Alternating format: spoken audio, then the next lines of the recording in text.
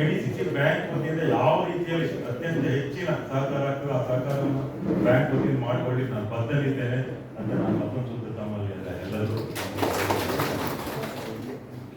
ಒಂದು ಕೊನೆಯದಾಗಿ ಅಂತ ನಾನು ಗ್ರಹಿಸಿದ್ದು ಸರ್, ಇಲ್ಲಿ ಈಗ ಒಟ್ಟು 24 ಪ್ರಾಥಮಿಕ ಸೊಸೈಟಿ ಇದೆ, 25-30 ಕೃಷಿ ಕುಟುಂಬಗಳಿದೆ.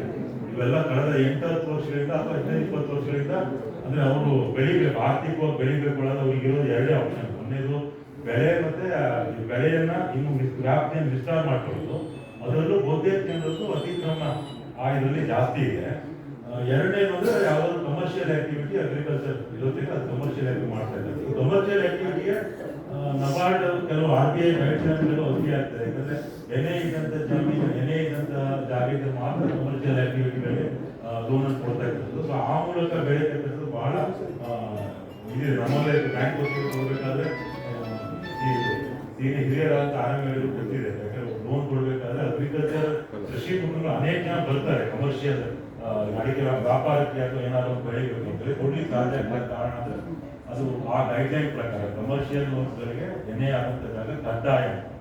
ಎರಡನೇದು ಕೇಳಿದ್ರೆ ಇದು ಈ ಕೃಷಿ ಕುಟುಂಬಗಳು ಈ ಕೃಷಿಯನ್ನೇ ನಂಬ್ಕೊಂಡು ಬೆಳೆಯುವಂತೆ ಕಳೆದ 10-20 ವರ್ಷಗಳಿಂದ ಅವ್ರ ಅಡಿಕೆ ತೋಟವನ್ನ ಅಥವಾ ಬೇರೆ ತೋಟವನ್ನ ಎಕ್ಸ್ಪಾನ್ಷನ್ ಮಾಡಿ ಅದಕ್ಕೆ ಖರ್ಚನ್ನು ಮಾಡ್ತಾ ಇದ್ದಾರೆ 10 ವರ್ಷ. ಸೊ ಅದ್ರದ್ದು ಆ ಖರ್ಚು, ಅದಕ್ಕೆ ಸಾಲ, ಅದ್ರ ಬಡ್ಡಿ ಸೇರಿಸಿದಾಗ ಇದರಲ್ಲಿ ಒಂದೇ ಕೇಳಿದ್ರೆ ಈಗ ಈ ಏನು ಅಡಿಕೆ ವೈರಸ್ ಬಂದಿದೆ ಇದು ವೈರಸ್ ರೂಪಾಂತರ ಆಗ್ತಕ್ಕಂಥ ವೈರಸ್. ಇದಕ್ಕೆ ಏನಿದೆ ಇದೆ ಇವತ್ತು ಔಷಧಿ ಕಂಡು ಹಿಡಿದ್ರೆ ಅವತ್ತಿನ ವೈರಸ್ ಇದು ಸರಿಯಾಗಿರ್ತದೆ, ಮತ್ತು ಒಂದು ವಾರ ನಂತರ ವೈರಸ್ ರೂಪಾಂತರ ಮತ್ತೆ ಅದೇ ಆಗ್ತದೆ. ವೆನಿಲಾ ಬಂದಿತ್ತು, ಅನೇಕ ಬಂದಿತ್ತು. ಇದು ಸಂಪೂರ್ಣ ಗುಣ ಆಗ್ತದೆ ಅಂತಕ್ಕಂಥದ್ದು ನಾವು ಗ್ರಹಿಸೋದಕ್ಕಿಂತನೂ ಅದೇನು ಡ್ಯಾಮೇಜ್ ಮಾಡಿ, ಯಾಕಂದ್ರೆ ಒಂದು ಯುಗ ಕಳೆದ ಮೇಲೆ ಮತ್ತೊಂದು ಬೆಳೆ ಬರ್ತದೆ, ಮತ್ತೆ ಇದು ಬೆಳೆ ಹೋಗೋದು ಆಗ್ಬೋದು.